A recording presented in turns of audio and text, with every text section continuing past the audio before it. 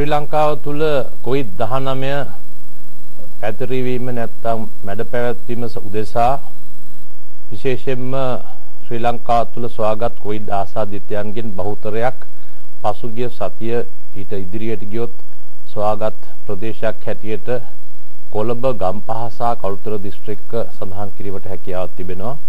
මේ අනුව මේ COVID පැතිරී යාම වැළැක්වීම උදෙසා ශ්‍රී ලංකාවේ රජය විසින් මීට දින දෙකකට ප්‍රථම එනම් ඔක්තෝබර් මාස 29 වෙනිදා මධ්‍යම රාත්‍රියේ සිට නොවැම්බර් මාස 2 වෙනි දින එනම් හෙට උදෑසන 5 දක්වා නිරෝධායන ඇඳිරි නීතිය පැනවීමට කටයුතු කරනු ලැබුවා.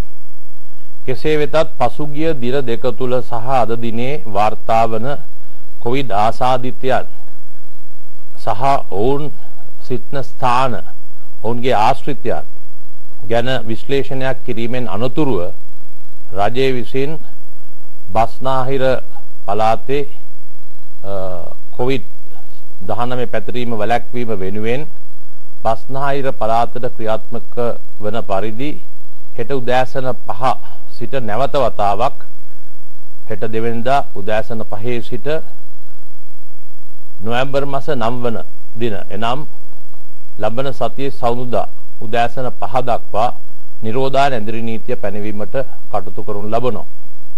විශේෂයෙන්ම මෙසේ නිරෝධායන ඇඳිරි නීතිය පැනවීමට හේතු වී තිබෙන්නේ දැනට ආසාදිතය වූ කොවිඩ් ආසාදිතයන් බහුලව සොයාගනු ලබන්නේ බස්නාහිර පළාතේ කොළඹ ගම්පහ කළුතර දිස්ත්‍රික්කවලින්.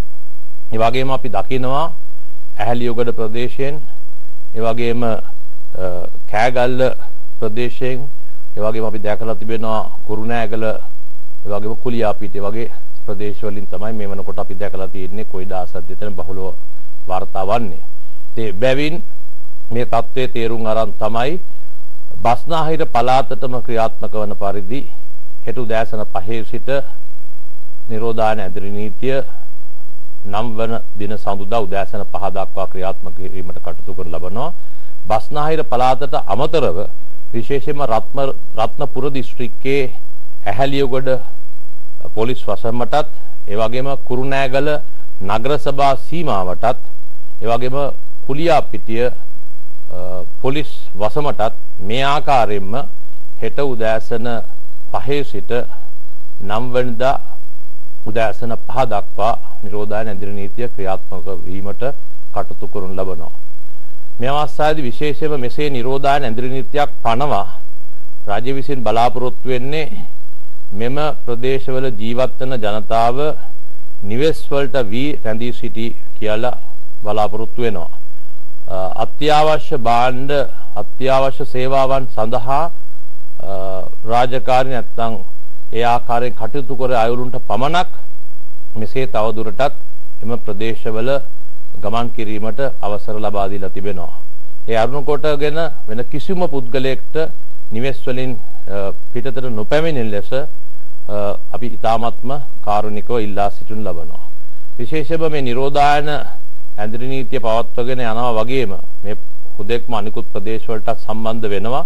ඊටමත් සුළු වශයෙන් හෝ කොවිඩ් ආසාදිතෙන් හමුවන මේ මොහොතේ යම්කිසි පුද්ගලයෙකු කොවිඩ් ආසාදිතයෙක් හැටියට වාර්තා වුවොත් ඔහු වහාම එම ස්ථානයෙන් රෝහලක් වෙත රැගෙන යාමට සෞඛ්‍ය අමාත්‍යාංශය විසින් කටයුතු කරලා තිබෙනවා.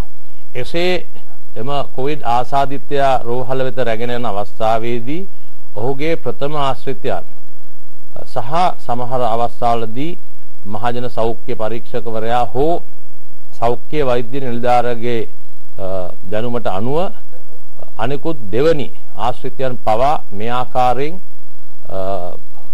නිවසට වී සිටීමට නිරෝධායන කිරීමට කටයුතු කරනු ලබනවා. ඉතින් අපි බලාපොරොත්තු වෙනවා මෙසේ නිවෙස් සඳහා නිරෝධායන කටයුතු සඳහා යොදවා ඇති නිවෙස් නිරෝධායනට දන්වා ඇති සියලුම අයලුන් මේ ආකාරයෙන්ම නිවෙස් වලට වී නිරෝධායන වෙයි කියලා. නමුත් සමහර අවස්ථාවල අපිට වාර්තා වෙන එසේ නොවි සමහර පුද්ගලයන් නිවෙස් වලින් පිටතට පැමිණෙන බව. මේ ඊ타ත්ම අවදානම් තත්වයක් මේ අවස්ථාවේදී රටේ තිබෙන COVID-19 තත්ත්වයේ සලකා බැලීමේදී මෙසේ නිරෝධයන් ලක්වන සියලුම පුද්ගලයන් ඒ ආකාරයෙන්ම සිටීමට වග බලාගත යුතු බව ඉතාමත්ම කාරුණික ඉල්ලා සිට ලබනවා. මෙසේ නිරෝධායනට ලක්වෙන පුද්ගලයන් සියලුම අයවලුන් වෙත රජයේ විසින් සහන ආහාර මල්ලක් ලබා දීමට කටයුතු කරනු ලබනවා. ඒත් එක්කම විශේෂයෙන්ම බස්නාහිර පළාතේ මේ ආකාරයෙන් නිරෝධායන ඇඳරි නීතිය පවත්වාගෙන යන කාල සීමාව තුලදී පසුගිය වතාවෙත් රජයේ විසින් මෙසේ අඩු ආදායම් ලාභීන් තෝරාගත් අයවලුන් වෙත රුපියල් 5000ක දීමනාවක් ගෙවනු ලැබුවා. මේ වතාවෙත් ඒ ආකාරයෙන්ම එම දීමනාව රජයේ විසින් ගෙවීමට බලාපොරොත්තු වෙනවා. අපි බලාපොරොත්තු වෙනවා මේ කාරණා ඉතාමත් සැලකිල්ලටගෙන අපගේ ශ්‍රී ලංකා වාසී ජනතාව විශේෂයෙන් බස්නාහිර පළාතෙන් පිටත සිටින අනිකුත් ජනතාවත් මේ ආකාරයෙන්ම පුළුවන් තරම් හැකිතාක් දුරට තමුන්ගේ දිස්ත්‍රික්කයට පමණක් සීමා වෙලා සිටීමටත් දිස්ත්‍රික්ක අතර ගමන් කිරීම අවම කිරීමටත් විශේෂයෙන්ම අත්‍යවශ්‍ය සේවාවන් සඳහා වූ ආයුලුන් පවණක් මේ ආකාරයෙන් ගමන් කිරීමටත් අනිකුත් සාමාන්‍ය පරිදි වෙනදා සිදුවන ආකාරයට ගමන් කිරීම දිස්ත්‍රික් අතර ගමන් කිරීම අවම කරගන්න ලෙසත් මේ අවස්ථාවේදී ඊ타ත්ම කාරුණිකව ඉල්ලා සිට ලබනවා. ඒත් එක්ක සමහර ගම්මාන මේ වන විටත් හුදකලා ගම්මාන වශයෙන් නම් කරලා තිබෙනවා. ඒ හුදකලා වශයෙන් නම් කරපු හා ඉදිරියට නම් කරනු ලැබූ ඕනෑම ගම්මානයක් හෝ නගරයක් ඒ ගම්මානයේ තුල යම්කිසි අවශ්‍යතාවයක් අනුව ගමන් කිරීමට හැකියාවක් තිබෙනවා. මෙය නිරෝධායන ඇඳරි නීතිය පවත්වන ආකාරයෙන් නෙමෙයි. එවැනි අවලුන්ට ඒ ගම්මානයේ තුල යම්කිසි ආකාරයක ගමන් කිරීමට හැකියාවක් තිබුණත් නිරෝධායන ඇඳරි නීතිය තියෙන ප්‍රදේශවල කිසිසේත්ම මෙසේ ගමන් කිරීමට හැකියාවක් නැහැ. ඉතින් අපි බලාපොරොත්තු වෙනවා ශ්‍රී ලංකා වාසී ජනතාව විශේෂයෙන්ම කොවිඩ් ශ්‍රී ලංකාවෙන් තුරන් කිරීමට මැඩ පැවැත්වීමට සියලු දෙනාම එකාමෙන් සහයෝගය දක්වලා මේ විශේෂයෙන්ම බස්නාහිර පළාතේ ජීවත් වෙන ජනතාව දක්වා මේ නිරෝධායන ඇඳරි නීතිය පවත්වන කාල සීමාවදී තම නිවෙස් වලට රැඳී සිටී කියලා අපි බලාපොරොත්තු වෙනවා. මේ අවස්ථාවේදී විශේෂයෙන්ම සෞඛ්‍ය සම්බන්ධයෙන් යම් කරුණු කාරණා කීපයක් දැන්වීමට අපි ආරාධනා කරනවා සෞඛ්‍ය අමාත්‍යාංශයේ ලේකම්තුමාට ඔබ වෙත මේ කරුණු කාරණා දැනුම් දීමට. අද වෙනකොට බොහෝ දෙනෙකුට ප්‍රශ්නයක් වෙලා තියෙනවා ගිය වාර ඇතිවිච්ච මාර්තු මාසයේ සිට ඇතිවිච්ච එහෙම නැත්නම් නාවික හමුදා පුකුරෙන් මතුවෙච්ච එහෙමත් නැත්නම් කන්දකඩු පුකුරෙන් මතුවෙච්ච වෛරස් ව්‍යාප්තියට වඩා වැඩි වේගයකින් වැඩි ප්‍රමාණයකින් මේවර රෝගීන් හමු වෙනවා කියලා. ඒකට හේතුවක් තියෙනවා ඊයේ අපිට දැනගැනීමට ලැබුණා මෙවර ඇති වී තිබෙන වෛරස් ප්‍රභේදය ගිය පාර එක නෙවෙයි. ශ්‍රී ජයවර්ධනපුර විශ්වවිද්‍යාලයේ මහාචාර්ය නීලිකා මලවිගේ මහත්මිය ඇතුළු කණ්ඩායමක් වගේ කළ පර්යේෂණයක් මගින් මේ සොයාගෙන තියෙනවා මේක අලුත්ම වෛරස් වර්ගයක් SARS වර්ගයේ තව සබ් ගෲපයක් B142 කියලා. මේකේ විශේෂ ලක්ෂණයක් තියෙනවා භයානක ලක්ෂණයක් තියෙනවා. මෙම වෛරසය ඉක්මනින් තව කෙනෙකුට පැතිරීමේ හැකියාව තියෙනවා. ශරීරය තුළ ඇති වෙන වෛරස් ලෝඩ් එක ඉතාමත් වැඩි. ගියවර එකපාරක් කෙඳි බිඳුවක ඔබ කසිනකොට හෝ පිවිසුමක් යනකොට පිටකල කෙල බිඳුවක වෛරස් ලක්ෂයක් තිබ්බනම් වෛරස් පාටිකල් ලක්ෂයක් තිබ්බනම් මෙවර මිලියනයේ බිලියනයේ දක්වා වැඩි වෙලා තියෙනවා. ඒකම තේරුම් ගන්න පුළුවන් අප අවට රෝගියෙක් හිටියොත් ඔහුගෙන් පිටවෙන වෛරස් ලෝඩ් එක මොන තරම්ද කියලා. වෙනදට වඩා වැඩි සම්භාවතාවයක් තියෙනවා ඔබට ආසාදිතයෙක් වීමට. එතකොට ඔබගේ වගකීමක් වෙනවා තමන් ආසාදිතයෙක් නොවී සිටීමට. ඒ වගේම ඔබ ආසාදිතයෙක් නම් ඔබේ වගකීමක් තියෙනවා අන් අය ආසාදිතයෙක් නොකිරීමට. මේ දෙකම කරන්න පහසු වෙනවා මේ වගේ තමන්ගේ සංචරණයන් සීමා කිරීමෙන්. වෛරසයට වේගයෙන් ගමන් කරන්න පුළුවන්. ඔබත් ගමන් කරන්න ගත්තොත් ඒ වේගය දෙගුණ තෙගුණ වෙයි. සමහරට මුළු රටටම පැතිරෙන්න ඉඩ තියෙනවා. එම නිසා ඔබ සමගින් කාරුණිකව ඉල්ලා සිටිනවා. තමන්ගේ ගමන් අත්‍යවශ්‍ය රාජකාරී සඳහා පමණක් යොමු කරන්න. හැකි සෑම අවස්ථාවකම අනවශ්‍ය ගමන් බිමන් වලින් වැළකී සිටින්න. මේ දවස් ටිකේ ගෙදරට වී සිටින්න. එයින් ඔබත් ආරක්ෂා වෙනවා. ඒ වගේම ඔබේ මිතුරන්, රටවැසියන් සියලු දෙනාම ආරක්ෂා වෙනවා. ඊට අමතරව ඔබට යම්කිසි හේතුවක් නිසා නිවසින් බැහැර වීමට අවශ්‍ය වුණොත් අපි අර කලින් කී හොඳ පුරුදු ඩ්‍රීම් concept එක. ඒ කියන්නේ 1 meter distance එක maintain කර ගැනීම. කහින විට අතේ වැලමිටේ ඇතුල් පැත්තට කැසීම, කිවිසුමක් යනකොට ඉසේ කිරීම. ඒ වගේම හැකි සෑම අවස්ථාවකම ඔබට සැක හිතෙන වෙලාවට අත් පිරිසුදු කර ගැනීම, මාස්කයක් පැළඳවීම. මේ වගේ දේවල් වලින් ඔබට වෛරසය ඇතුළු වීමට ඇති හැකියාව, ඒ වගේම ඔබෙන් වෛරසය පිටවීමට ඇති හැකියාව යම්කිසි ප්‍රමාණයකට වර්ධනය කරගන්න පුළුවන්. විශේෂයෙන් යම්කිසි ප්‍රමාණයකට පමණයි. ඒක නිසා මෙම වෛරසය ඉතාමත් භයංකාර වෛරසයක් කියලා අපි හඳුන්වනවා. මෙහිදී තවත් වැදගත් දෙයක් තියෙනවා. මේ වෛරසයේ බලපෑම දරුණු ලෙස ඇතිවීමට හැකියාව තියෙන කොටසක් අපේ නිවස්වල ඉන්නවා. වයස් පරතරය ගත්තොත් කුඩාම ළමයින්, ඒ වගේම වැඩිහිටියන්. ඔවුන්ගේ ඇඟේ ඉමුනිටි එක, ඒ කියන්නේ වෛරසයකට විරුද්ධව සටන් කිරීමේ ඇති හැකියාව අඩුයි. ඒක නිසා ඔවුන්ට මේ වෛරසය ඉතාමත් පහසුවෙන් ආසාදනය විය හැකියි. ඔවුන් අපි ආරක්ෂා කරගත යුතුයි. ඒ වගේම තමයි ඔබට යම්කිසි නිදන්ගත රෝගයක් තියෙනවා නම්, දියවැඩියාව, අධික රුධිර පීඩනය, ඒක කොලෙස්ටරෝල් වැඩි කියලා, වකුගඩු ආබාධයක්, මේ වගේ නිදන්ගත රෝග තියෙන අයට මේ වෛරසයෙන් වෙන්න පුළුවන් අනතුරු ආබාධ වැඩි. ඒ නිසා අප ඔවුන්වත් ආරක්ෂා කරගන්න ඕනේ. ඒ වගේම තමයි සාමාන්‍යයෙන් ඇඟේ තියෙන ඉමුනිටි එක අඩු අය, විශේෂයෙන්ම කැන්සර් එකකට බෙහෙත් ගන්න රෝගීන්, එහෙම නැත්නම් වෙනත් නිදන්ගත රෝගයකට බෙහෙත් අරගෙන ඇඟේ ඉමුනිටි අඩු වෙන රෝගීන් මේ වෛරසයේ ආබාධිතතාවය නැත්නම් වෛරසයෙන් ඇති වෙන සංකූලතාවය වැඩි විය හැකියි.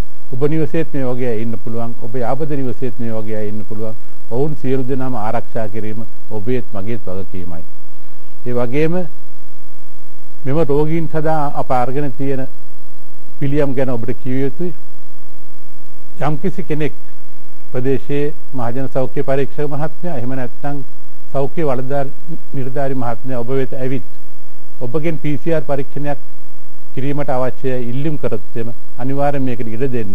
PCR පරීක්ෂණයේ ප්‍රතිඵල එනතුරු ඔබ නිවසට සිටිය යුතුයි. ප්‍රතිඵල එනකම් මම නිදහස් කියලා හතර වටේ ඇවිදින්න යාමට හැකියාවක් නැහැ. එහෙම වුණොත් ඔබ අනිත් අයට මේ රෝගය පැතිරීමට හැකියාවක් තියෙනවා.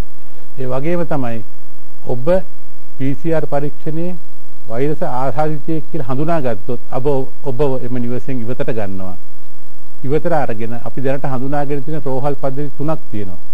ඔබට යම්කිසි සිම්ප්ටම් එකක්, ඒ කියන්නේ රෝග ලක්ෂණයක් තියෙනවා නම්, කැස්ස, සෙම්පතිෂ්‍යාව, උග්‍රේ වේදනාව තියෙනවා නම් අප ඔබව ඇතුල් කරනවා දෙවෙනි මට්ටමේ රෝහලකට. මේකෙන් දැනට හඳුනාගෙන තියෙන විදිහට 90%ක් විතර එහෙම රෝග ලක්ෂණ නැති අය අපි ඔබව යොමු කරනවා ඉන්ටර්මීඩියට් කෙයාර් සෙන්ටර් කියලා අතරමැදි ප්‍රතිකාර මධ්‍යස්ථානවලට. සමහර විට මම කලින් කී පරිදි අතුරු ආබාධ තියෙන අය, නිදන්ගත රෝග තියෙන අය වුණු. එහෙම නැත්නම් මේකෙන් හානිය බරපතල වෙන්න පුළුවන් අය. එහෙම නැත්නම් දරුණු ලෙස රෝග ලක්ෂණ තියෙන අය, හතිය, කැස්ස, පපුවේ වේදනාව තියෙන අය ඉන්නවා නම් අපි ඒගොල්ලන්ව level 1 hospital එකකට ඇඩ්මිට් කරනවා. ඒවයි ICU facilities තියෙන hospital. ඊට අමතරව අප කියනවා මේ ඇඳිරි නීතියේ පවත්නා කාලය තුල ඔබ නිවසේ සිටින ඔබ යම්කිසි රෝග ලක්ෂණයක් පහළ වුණොත් සාමාන්‍යයෙන් ඔබ කරන්නේ රෝහලක් වෙත ගමන් කිරීමයි. මෙහිදී සමහර විට ඔබ අන් අයටත් රෝගයේ පැතිරීමට හැකි වාහකයක් වෙන්න පුළුවන්. එහෙම නැත්නම් රෝහල තුලදී ඔබට රෝගය වැළඳීමට හැකියාවක් තියෙනවා. මම යෝජනා කරනවා මම දුරකථන නම්බරයක් දැන් කියනවා. මෙම දුරකථන අමතා ඔබගේ තියෙන ප්‍රශ්නය වුන්ට කියන්න. එවිට ඔවුන් ඔබ වෙත සෞඛ්‍ය කාර්ය මණ්ඩලයක් යොමු කරනවා. ඔබගේ රෝග ලක්ෂණ පරීක්ෂා කර බලා ඔබට PCR පරීක්ෂණයක් කිරීමට අවශ්‍ය නම් ඔවුන් එම කටයුතු සඳහා යොමු වෙනවා. ඊට පසු ඔබට කළ යුත්තේ එහි ප්‍රතිඵල එනකන් ඉවසටම වී ගත කිරීමයි. මෙන්න මේකයි නම්බරය 0117 966 366. මම නැවතත් කියනවා 0117 966 366. ස්තුතියි. මින් අමතරව මම හිතන්නේ විශේෂයෙන්ම දැනුම් දිය යුතුව තිබෙනවා දැන් නිරෝධායන ඇඳිරි නීතිය පවතින කාල සීමාව තුළ බස්නාහිර පළාතේ රජයේ විසින් විශේෂයෙන්ම තමුන්ගේ නිවෙස් වලට ආහාර ද්‍රව්‍ය සහ අත්‍යවශ්‍ය භාණ්ඩ ඉදිරියට තමුන්ගේ නිවෙස් කරා රැගෙන ඒම ක්‍රමවේදයක් පසුගිය වතාවේදී ශ්‍රී ලංකාව තුළ ක්‍රියාත්මක වුණා. ඒ ආකාරයෙන් විශේෂයෙන්ම ආහාර ද්‍රව්‍ය සහ අනිකුත් දේවල් අපි දැක්කා සමහර මේ පාන් වගේ දේවල් හිටන් නිවෙස් වලට රැගෙන එන ක්‍රමවේදයක් හදලා තිබ්බා. ඉතින් ඒ ක්‍රමවේදයම මේ සතියේදී රජය විසින් මේ ආකාරයෙන් ඔබගේ නිවස ඔබ ඉන්න පළාතට ආහාර ද්‍රව්‍ය රැගෙන ඒමට කටයුතු සැලසීමට මේ වෙනකොටත් කටයුතු සම්පාදනය කරලා තිබෙනවා.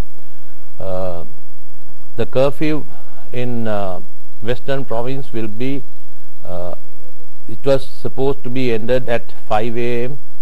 tomorrow, the 2nd November. However, the government has decided, considering the number of COVID patients, the positive numbers that we got, especially from the Western Province and some other areas, the government had decided to extend the curfew from tomorrow 05 a.m.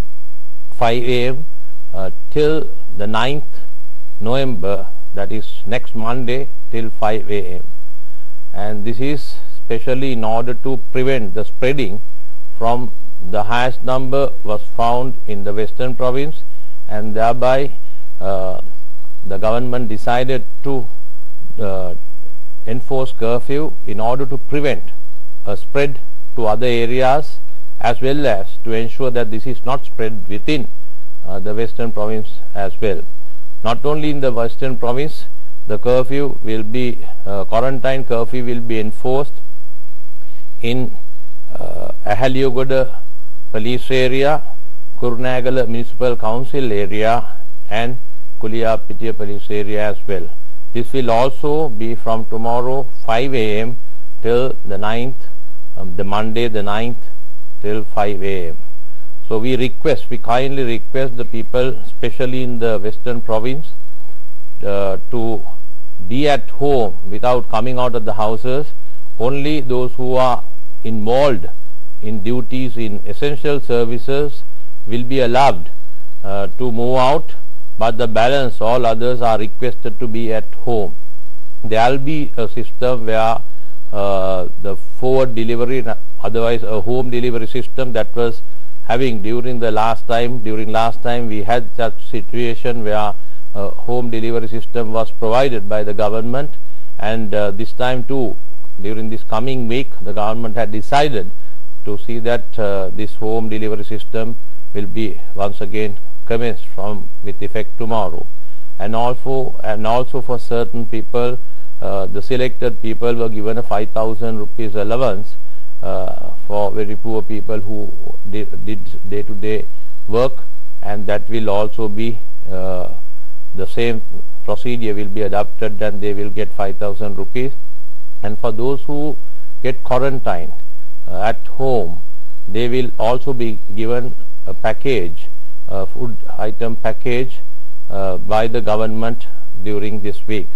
We request those who are being quarantined, the first contacts or the second contacts, also to remain at home without moving around, to ensure, to see or to assist to prevent the spread of COVID-19 in Sri Lanka. We also request the other citizens living in other parts of Sri Lanka also to refrain from crossing the borders of any districts and try to remain in your own district unless otherwise it is really essential. And also those who are going for essential services, of course there is no problem. Other than that, for all food delivery, those are not having any restriction, they also can move. But for day to day, unless otherwise there is a requirement, we request you all citizens who are living out of the Western Province to remain in your district. And also there have been guidelines issued by the government, also by the health sector, as to how the working conditions, the working places, how it should run, the either government or private sector. So we believe that the heads of those institutions will adhere to those instructions issued by the government and also by the health sector, and assist the government and assist the people of this country to prevent the spread of COVID-19 and also to eradicate COVID-19 from Sri Lanka. Thank you.